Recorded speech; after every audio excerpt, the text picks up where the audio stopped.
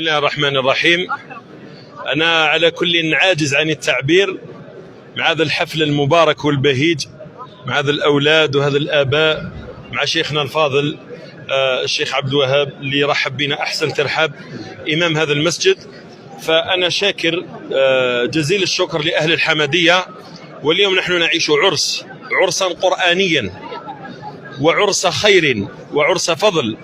فهذه المبادرة إن شاء الله راهي متواصلة مع هيئة الإقراء تاع برج بوعريريج، راح تكون زيارات متكررة لمساجد عديدة في الحمدية والرابطة والعش وعدة مساجد في هذه الدائرة المباركة إن شاء الله تبارك وتعالى.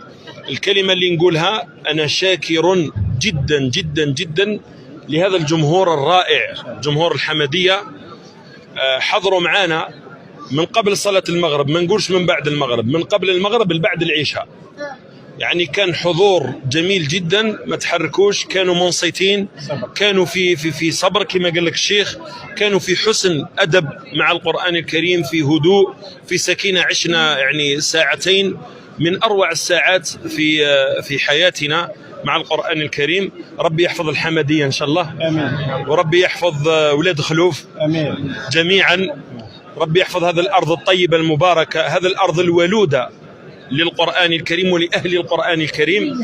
هذا الأرض التي أعطت لبرج بوعريريج وأعطت للجزائر.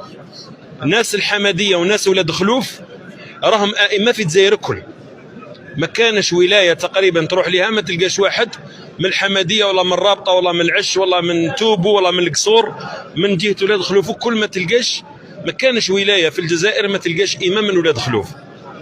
فهذه المنطقة المباركة منطقة قرآن كما قال الشيخ قبيل، من قبل الاستعمار وأثناء الاستعمار وبعد الاستعمار بقيت هذه المنطقة ولودة لأهل القرآن الكريم. فنحن نشد على أيديكم أنكم تخليوا هذه المنطقة، تخليوها هي الرائدة في البرج، تخليوها هي الرائدة دائما في إخراج حفاظ القرآن الكريم وقراء القرآن الكريم مع شيوخكم الفضلاء الشيخ عبد الوهاب.